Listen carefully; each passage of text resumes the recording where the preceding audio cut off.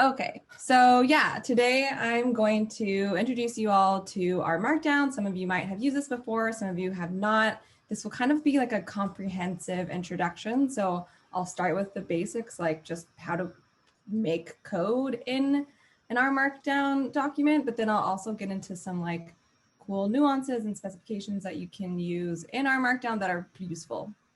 And so just to start, I like to use R Markdown because you can create really nice outputs. So like if you're familiar with SPSS, you get an output typically that you can even save, and that just has all of your your script that you've run that's like that you can share with someone. It's visually appealing. And this is kind of like a step up from that. Like you can really specify whatever you want. You can change the font, you can change colors, like you can make things look really nice, and it can make going over data really, really simplified because you can create tables of contents and things like that. So that's why you would use R Markdown. So just to start, I'm gonna, even though we already have our own R Markdown script that I shared with you all, I'm just going to walk you through creating your own file. So what you would do is you would go, excuse me, you'd go into new file, and then you'd go to R Markdown. It's the third one down. And so typically, you'd create an R script. So this is just where it's different. You would title it whatever you want. And this is just what it will fill in on your actual R Markdown script. You will actually have to save it again.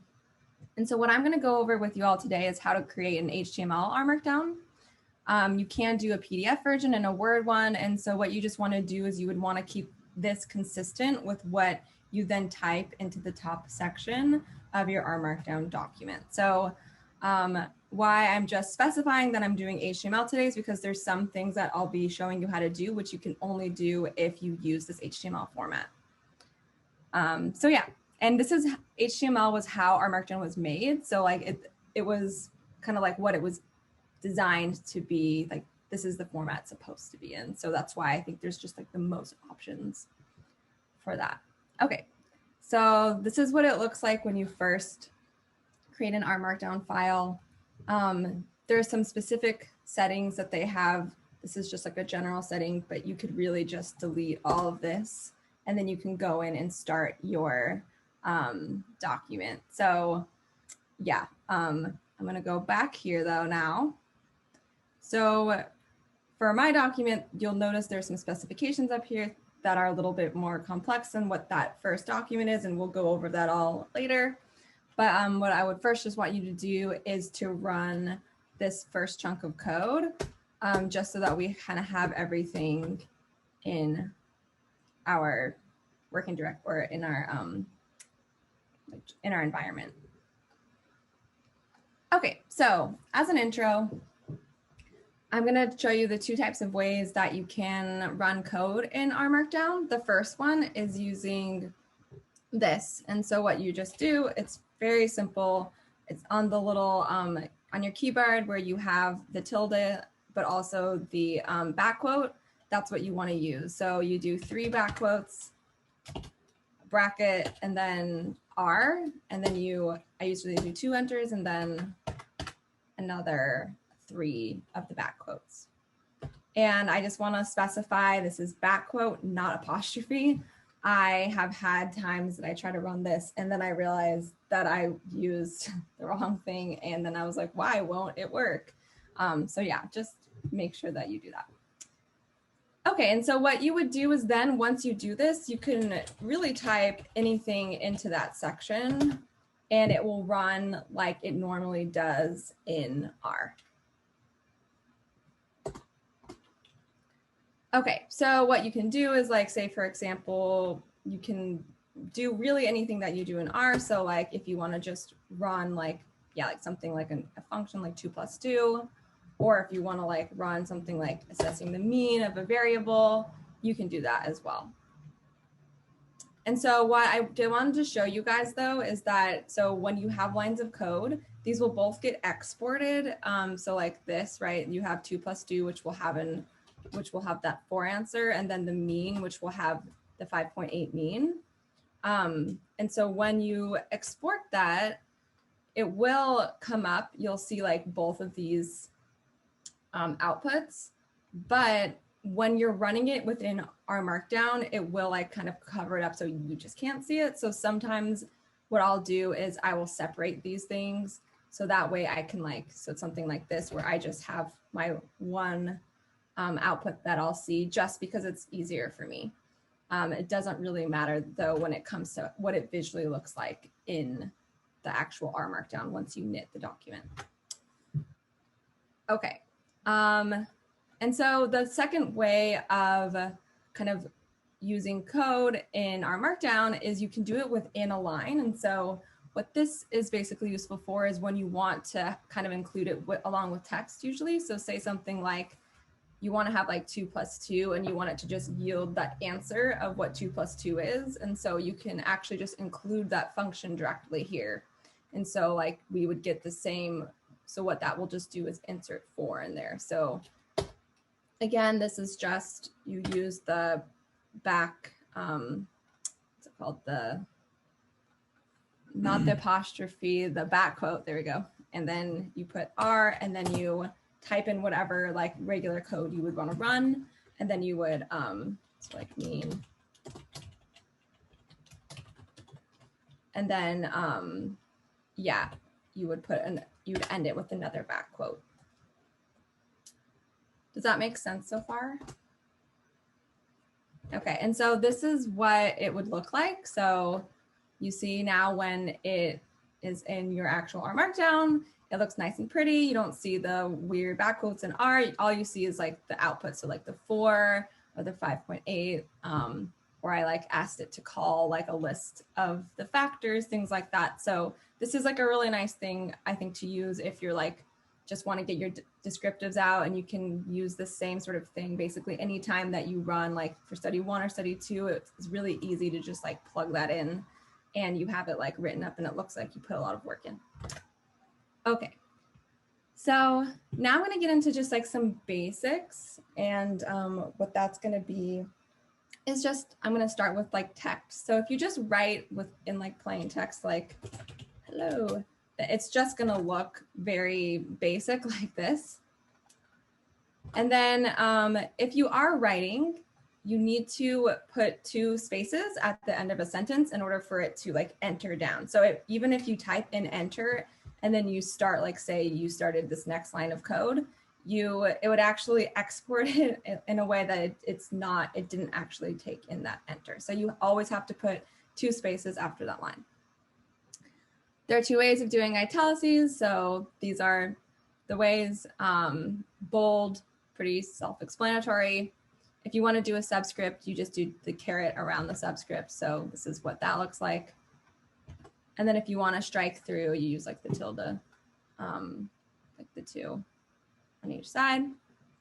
And then if you want to like embed a link, you would put whatever you want to call the link here in brackets, and then you would put the actual HTML link to the right of it. And so, yeah, this is what it would look like. Yeah, you can see, oops. Well, that wasn't a right link, but if it was a good working link, then that should work. Okay, so next is headers, and I use this a lot. This is like probably for me just because I get really lost in all of my data, that I love using headers and then table of contents, which I'll talk to you about in a bit. And so what those are is basically with each hashtag or pound, you then add like one more header, and that makes it basically like the higher the header, the smaller that the text is. So you can see here like header 3 would be like this, header 4, header 5, and then header 6.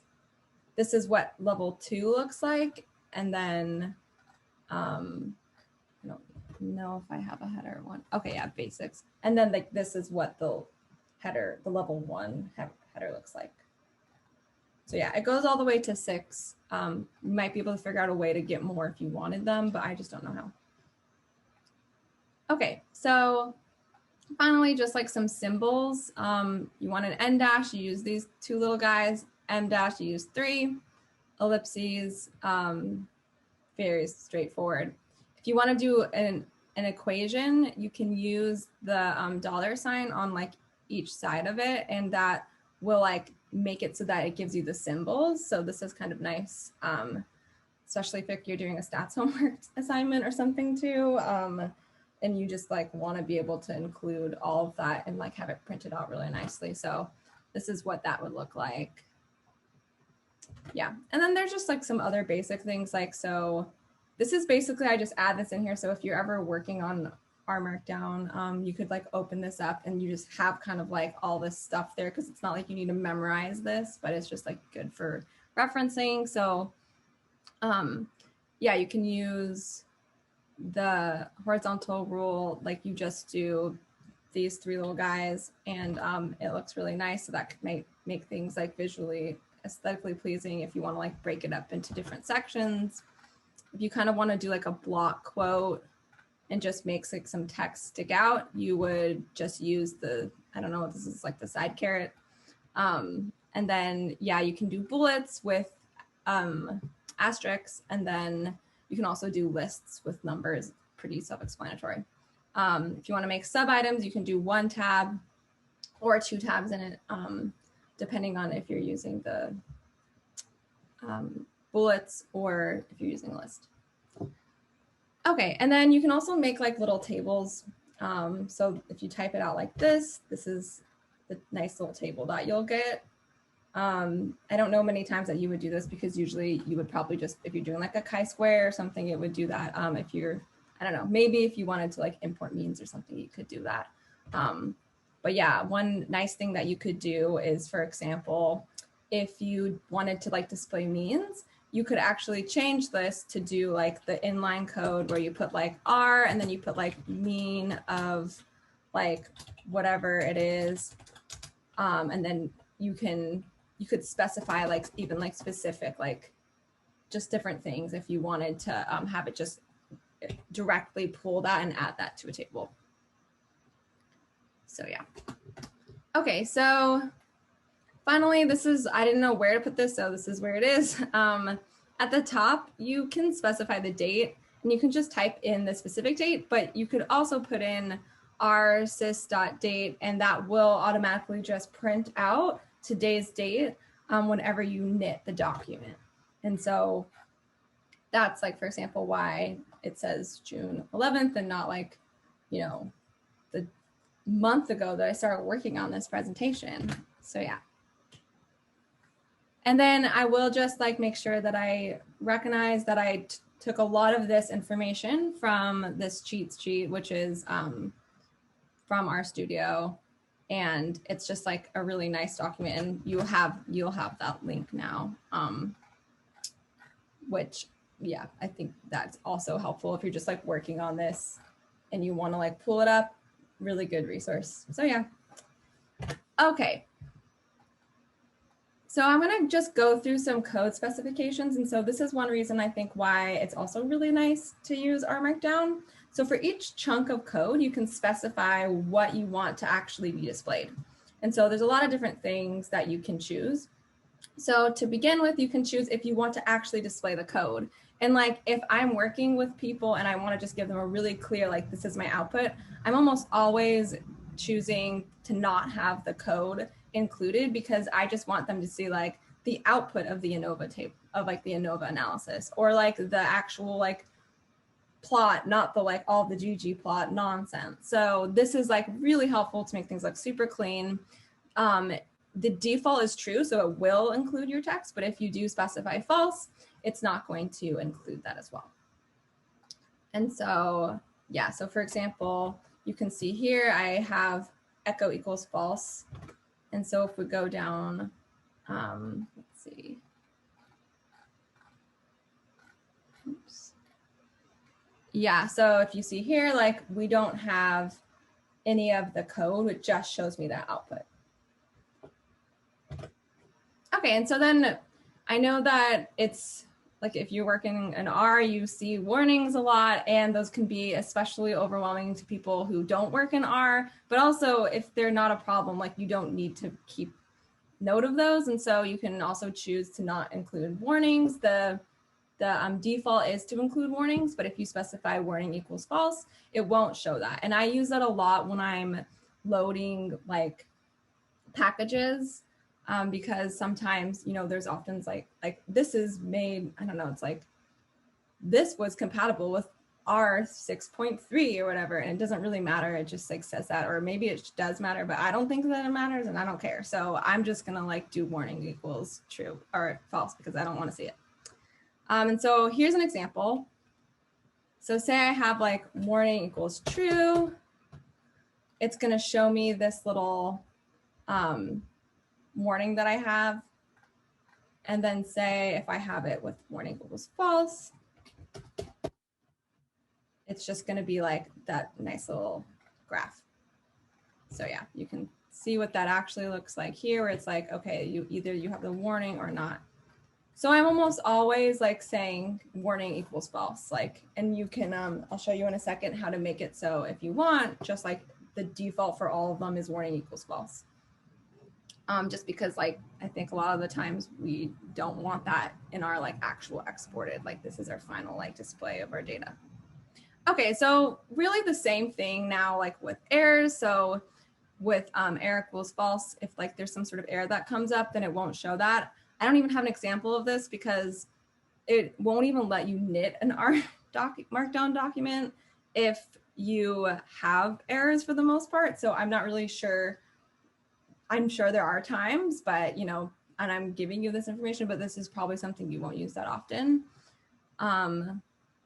And then, yeah, and then also another one that I will use a lot, and this is often what I pair, especially with when I'm downloading my library, libraries and like importing my data, is I say default results equals false, because I don't want to see like the output that it gives.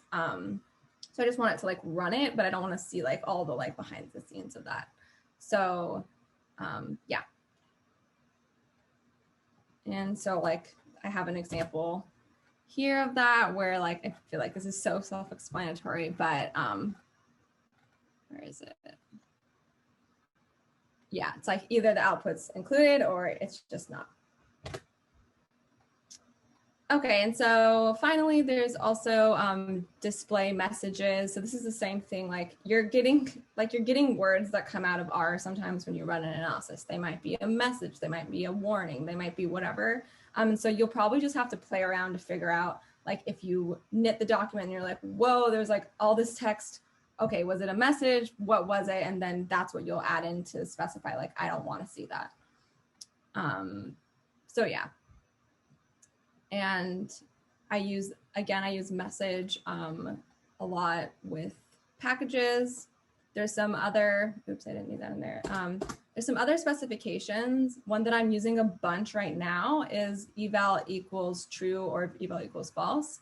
And what that is, it's like, it actually just won't run that line of code. So for like some of these where I was just like I wanted you to visually see this, but I don't want it to like run this and get confused, I put eval equals false. So yeah, that's basically the R Markdown's version of commenting something out, is you'll just put eval equals false for that line of chunk of code. Okay, and yeah, there's some other things here, like you can change the width of plots and stuff like that. And so yeah, what like every R Markdown document like starts with is like a global specifications chunk, and that's what I like deleted in the beginning when I first opened this. But you can always just specify like what you want in it. So like, for example, what it always starts with is it all, when you open up your new R Markdown file, it will say like this, and which means like you want all chunks to include the code in the actual export. So that's like what echo equals true is. If you wanted to do like, hey, never ever show me warnings, you could set it up like in this section as well. Okay, so moving on to some other things, you can also just make it so chunks of your code are like bolded. So I'll show you what this looks like. Yeah, so let's just like make some stick out a little bit more. I don't know how much more, but yeah, that's your option. Okay, so yeah, now moving on from like chunk coding displays, going on to like table of contents, which is like one of my favorite parts of the R Markdown feature, one of my favorite features. So where you specify this is up at the very, very top of your document. And so you'll say, it says like HTML document, and then you'll put TOC equals true. And then the default is for it to include up to 2 headers into your table of contents, but you can actually specify it to be like more if you want. So I usually will do 3, not that it really matters, but yeah. So you can specify that all up here at the very top.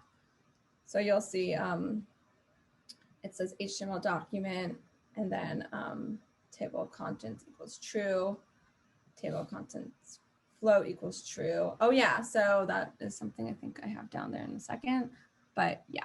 And one thing that I will note is sometimes it's just a little wonky. So like if you have, it'll usually start with like output equals HTML document. That will be like your basic one. And I found that sometimes if I just go like enter and then tab TOC equals true, it like doesn't work unless I enter and like tab the HTML document first. I can't tell you why that's the case, but just like, I guess know that that might be something that you have to play around with. There might be a rhyme or reason to it. I just haven't figured it out. So yeah. Okay. Going down. So this will give you a very basic table of contents at the top of your document, but what I think pretty much whenever you see like someone make an R Markdown, they're almost always using this floating table of contents because it just makes it super easy to navigate. So that's how I have this whole column right here where I can select like whatever I want to look at specifically. I cannot tell you how helpful this is when I'm like going over code with my advisors or just like trying to show someone what is going on, because sometimes we'd be like, okay, wait, well, what was going on here? Well, let's go back to this one. And it makes things really simple to get through as opposed to like, you can just get lost in like a big data analysis sometimes. Okay, and so yeah, all you have to do is just specify like table of contents, TOC underscore float, and that makes it so that it's floating. Okay, so let me see. You can also like specify some other things, which I included here as well. But yeah, the smooth scroll just kind of visually changes like what it looks like a little bit. And yeah, you can say like if it will like collapse across headers and things like that. So there's cool options. Okay, so one little thing is that you can also use this chunk. So you just put a bracket dot tab set, and then this makes it so that every subheader under whatever header you're in will be actually tabbed. So what that would look like is, and I'll go to tabs. Okay, and so like instead of like scrolling through it, you would say, oops, I don't know why it didn't work, but like you would be able to like click tabs in between these two. This unfortunately didn't work very well, but yeah, you could, if you say have like, if you want to do like study 1 and study 2 in one R Markdown, this would be, I think, a really nice way of doing that, where you're like, hey, this was my graph from like study 1, this is my graph from study 2, and I'll just tab it. Okay, so any questions about that so far? Like, am I going too quickly? Is there anything that I glanced over?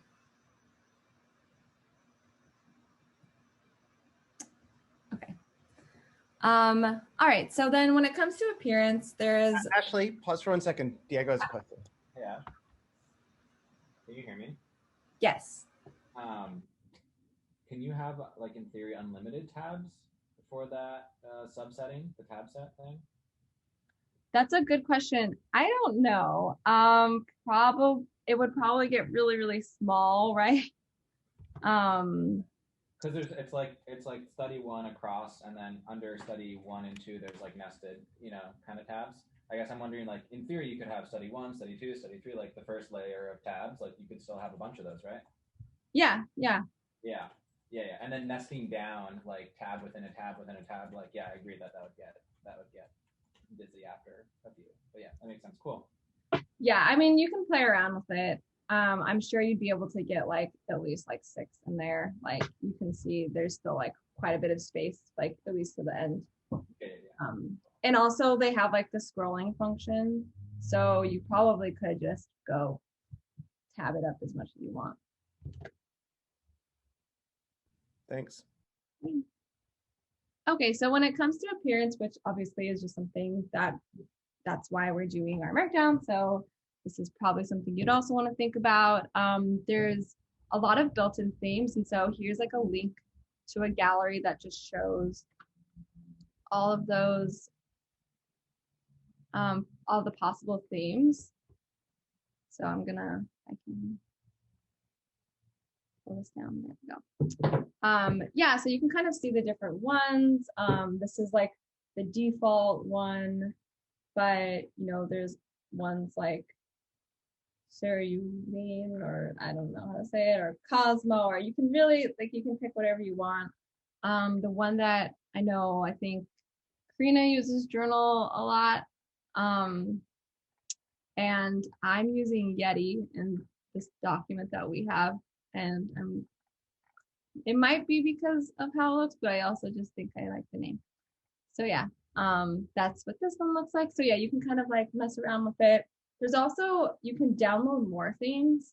And I've never done this though, but I did a shout out to it because I know that Karina does this. And so yeah, it's helpful to know about, I'm sure. And so yeah,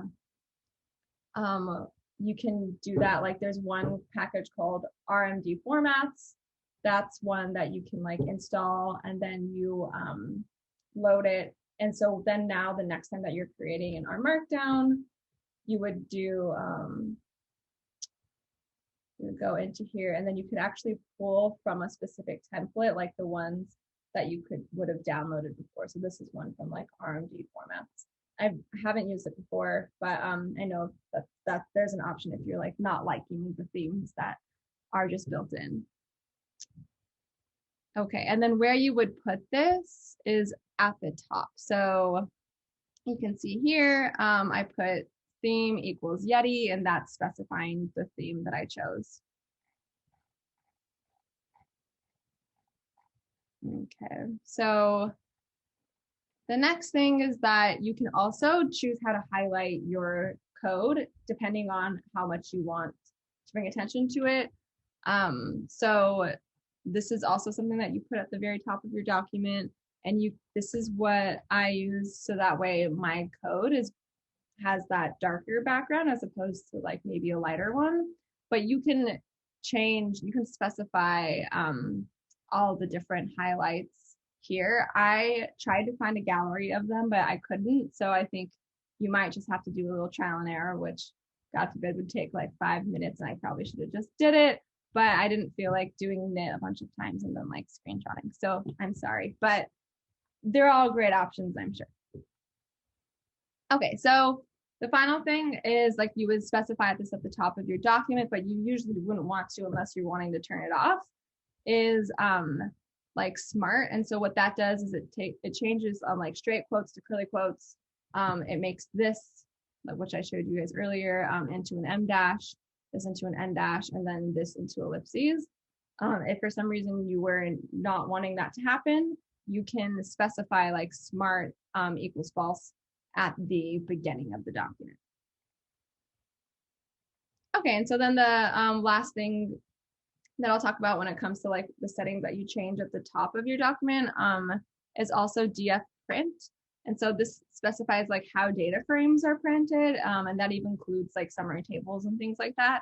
So yeah, I use Page, and this creates like a pageable table. I, to be honest, don't know exactly what it is, but I know that I liked how it looked. So that's just something that you can play around. Since it is visual, you can try it out and see what one you kind of like the most or what works best with your data. So yeah. All right, so you can also embed figures, which is super useful if like maybe you made an SEM model and you created that elsewhere, although you can do SEM models in R, but sometimes they're not that pretty. So say you wanted to make a prettier thing somewhere else, and then you wanted to add it into here, that's what you can do very easily. And you just use this code, exclamation point, bracket, bracket, and then parentheses, the actual name of the document. And then you can specify the width. You don't have to. I did, because if I didn't, it was like taking up like the whole page. It was like ginormous. But if you do things like width equals 50%, 25%, that just basically tells you like the proportion and size it will be to like the page, which I actually think to be pretty useful, because when I have to specify the specifics, like I'm not very good at knowing like, you know, how big or small that will be. So just being like, make it 50% of the page works for me. So yeah, that's what that would look like. And I wrote image here, but like you could change this to be whatever like title you want, or you don't even need to have that at all.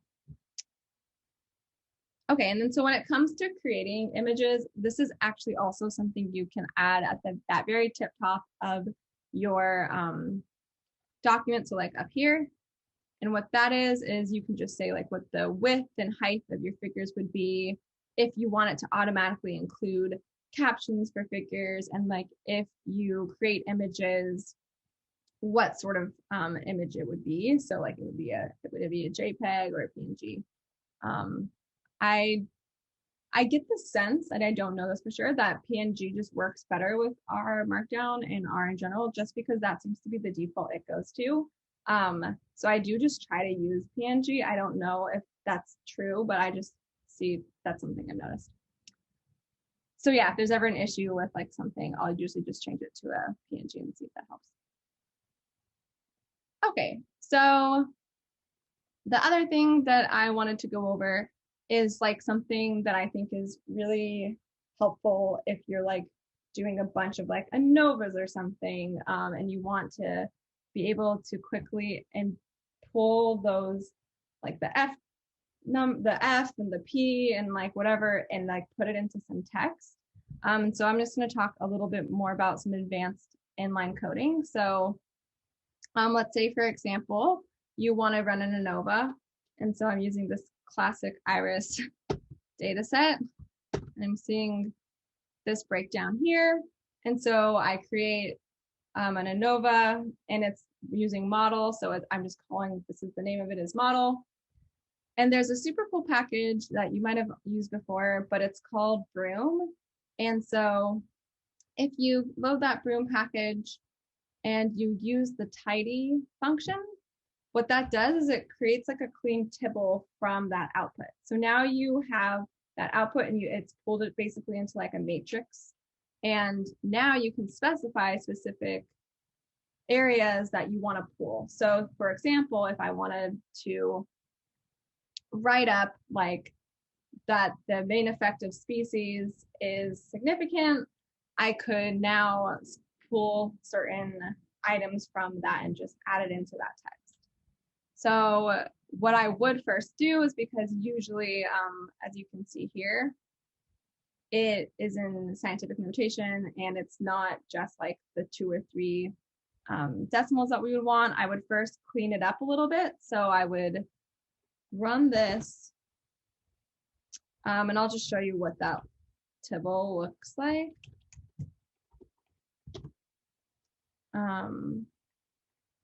So yeah, now you can see here, okay, so like for species, that p-value is going to be here. That's called in the variable called p-value. The f-value will be in this, something called statistic. Cool. Now I know I want to clean up statistic and p-value because those are a little bit too big. So I'm making it, this is something that would make it into like 0.3 decimals. And then finally, yeah, so I'll run that. And now I have, it's cleaned that up a little bit. You could do this to literally everything in the table if you wanted to like pull other things as well. And now what you can do is you can say, okay, so I want to say there's a significant main effective species, and you can include the F value and then call that from the actual matrix. And so what you do is you'll say like, okay, so I want to include the degrees of freedom, right? Because it's an F value. So I would say for degrees of freedom, that first column, that's going to be the 2. So that's perfect. I'll include that line of code there. Then I'll do another inline coding and do degrees of freedom. Now I want that like second one down. So that's why I put 2, because I'm calling that specific cell. And then I say, okay, equals and the F statistic. And so then now I'm going to do another thing of inline coding, and I'll put, I'll call this time statistic, and then the first one there, right? Because that's what I want. So I say 1. And then I'm like, okay, I want to include the p-value. And so I again do some inline R code to just say, get that data frame, call a specific variable, and within that specific variable, get that first one available.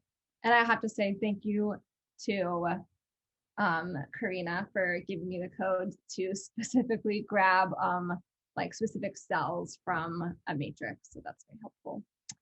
But yeah, and so then you can mess around with the formatting. So like, for example, you know, if you want the F to be italicized, you can do that with asterisks, and same with the p-value. And then now when that exports,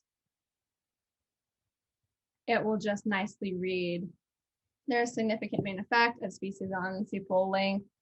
And then it has like the F value and the p-value. Obviously you wouldn't want to put p equals 0.000, but yeah, you get the point. Okay, hi Ashley, we have a question here. Yeah. This is cool. I was wondering 2 quick things. One is, can you round the numbers within the inline code there, or do you have to like round your values first and then, you know, like call them later on? I think you would, I mean, you might be able to do it in the inline code. I feel like this already is a lot to me, so I would rather just do it all like in the beginning. And I'm sure there's even probably simpler ways to like just round all of the items in like a matrix. I just didn't look into it.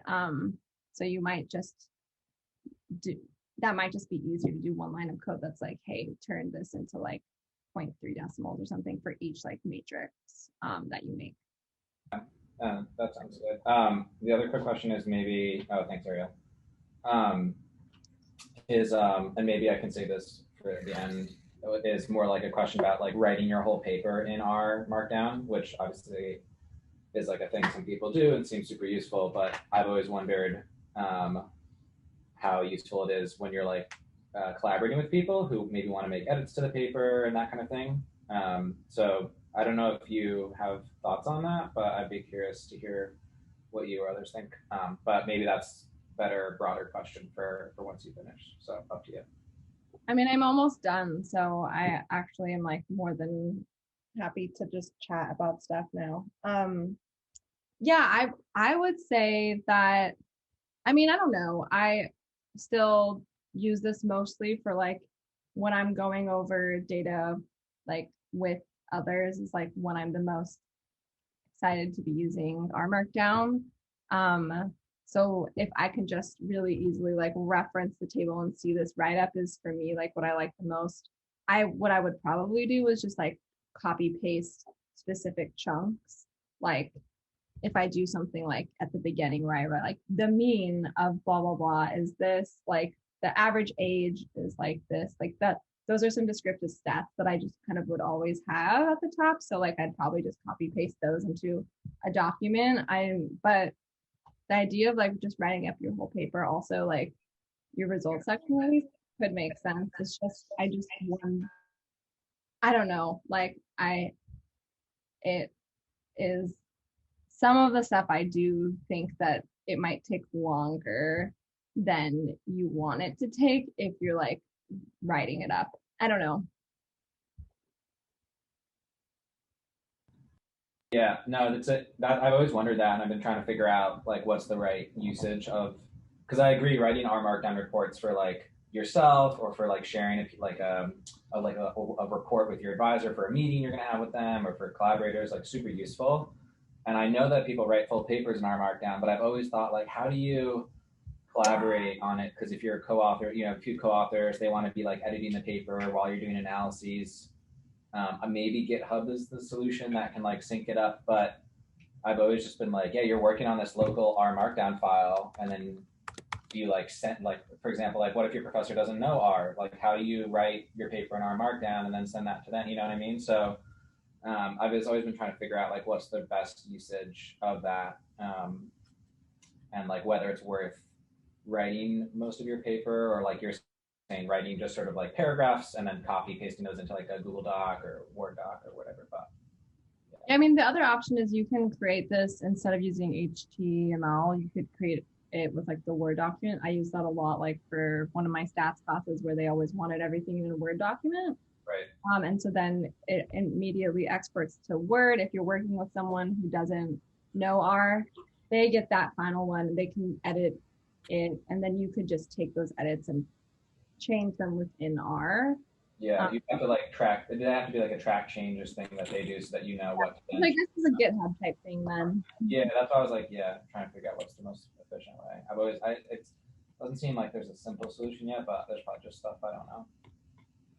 Yeah, I haven't ever used it like to write up a full paper. I mean, I'd probably well, obviously you just use it for like the results section, but yeah, which I mean, I'm usually only like really working on the results section on my own. Like the only time I'm getting like edits is like if I like missed something.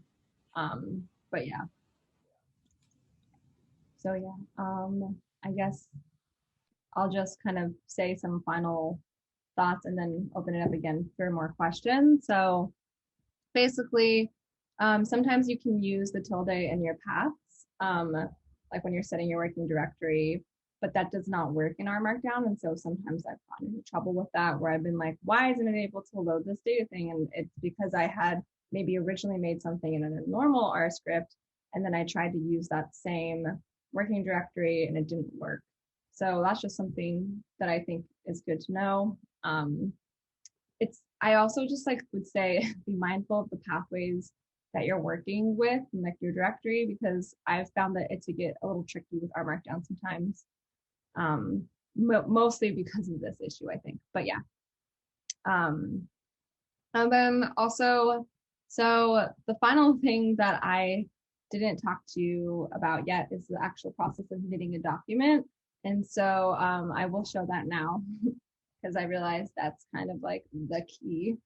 So what you want to do is after you finish your R Markdown, or realistically as you're going, like each time that you add in like a couple lines of code or so, I like to just kind of knit this to make sure it's like working fine.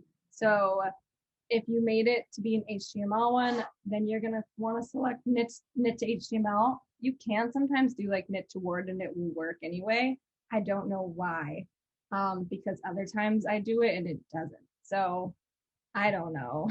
But if you click knit to HTML and you've made an HTML document, you should have no issue. If you forget what your document is, you can look up at the top and it will say HTML document here, unless you changed it yourself. In that case, then you should just try to keep note of that, because that would kind of make it wonky if you change it. So anyway, yeah, you can knit to HTML. And so typically what will happen for me is that once I knit, it takes a couple like seconds or minutes, depending on how big my script is. And I almost always have like some issue come up, because like if everything doesn't work perfectly from like the beginning, so if you don't have like the right data frame in or the working directory set up, it will stop just knitting the entire document. So if you're like, oh no, I need to get this thing out and like ready to present, and they're like, oh, I'm gonna have a meeting, so I'm gonna like run this and go grab a coffee, like don't do that. Not like I'm speaking from experience or anything, because you're gonna come back and then it's gonna be like, it only got to line 2 because you had a typo. And then, yeah. So anyway, So I would just say like, yeah, definitely be patient, especially when you're first like working with this, and also like the first couple times you're knitting, because I just almost always have an issue come up that I have to like fix so that way it can knit. Like when I'm scheduling out my analyses, I always have like a half-hour chunk that I like write in my planner that's like R Markdown knitting, because it's just like, I don't know, sometimes it's weird. So yeah, so it looks obviously super strange right now because it's like opening in the like the actual R window, but once you click open in browser, it's gonna look totally normal. So the first time that I used my floating table of contents, I was like, well, that was bad. I didn't do that right, but I did in fact do it right. I just didn't open it up into the actual format it's supposed to be in. And so, yeah, if you want to use this, then you can just go into File and then Save As, and it will save it as an HTML link. You might have to like orient someone to this the first time that they use it, because we're used to like sharing, I don't know, like PDFs. But and of course, you can always save this as a PDF. You just wouldn't get all of the functions there. And I'm not sure what this would look like. You can try it. I've just never done it. If you saved it like with the floating table of contents, I don't know how that would work with the PDF. If you do a PDF with like a normal table of contents, it does actually just let you click through the PDF, which is super nice too. But yeah, I think, once I was like, hey, like, I'm just gonna send you this thing and just click it, it will open, and it's like a normal document. Like once people do it the first time, they're like, oh, okay, whatever, this is fine. Okay, so the final things that I also would like to like mention, now that I've gone over one of the main components that I almost didn't include in this little workshop, is when you are knitting, make sure that you're just knitting the right type of document. So like what I mentioned before, if it is an HTML doc, knit it as an HTML. Make sure you're using back quote and not apostrophe, because that apostrophe is just not the right code. Make sure you are capitalizing all your letters in the R code specification. This one has gotten me more times than I thought it would, and it's really annoying if I like need to go back and like find them all and like replace them. So say, for example, you have like eval equals false, like in that chunk of code, you need to make sure that false is like completely capitalized. It's not capital F and then ALSE. That will be like confuse R's mind so much, which I don't quite understand why, but like it will not knit the document. So yeah. So yeah, this is a no-no, that guy. I should have done a stripe through, but I didn't. Okay, so the knitted document is different depending on which type of R Markdown script you use. So this is something I mentioned a little bit, but like some of the features that you have in HTML just aren't accessible to you in a PDF, and then like same with Word. So that's just something to keep in mind. If like, I don't know, you're doing something, like just knowing that that is something that can change it is, I think, just like helpful. And there was like a workshop that I was referring to, and I need to figure out what it is because I should give them credit as well. It's like just like the R kind of like goes over these basics for R Markdown, and yeah, they really nicely outline like some of the differences between like what you can do in HTML versus a PDF, and then like there's even the iOS slides, like you can make like actual slideshows and stuff. So I didn't go over that today because one, I don't really use that, and then two, I just thought that might be like a little too much information, but there's a lot that you can do, and this is really just like the start of it. Okay, yeah, so when you're making headers, make sure that there's a space in between the pound key and the actual header. If you do it like this, it's gonna, I think it's just gonna like make it look like a comment. So it's not gonna let it make it into the header that you want. Then I mentioned this before, but I'll just say it again. almost anytime that I'm like importing, like I'm calling a library, or like like loading packages and also like loading data, I always put results equals false and message equals false, or else like you're gonna get your first PDF. It's just gonna be like 3 pages of like all of your variables, and it just, no one wants to see that. So yeah, that is the end of this intro to R Markdown.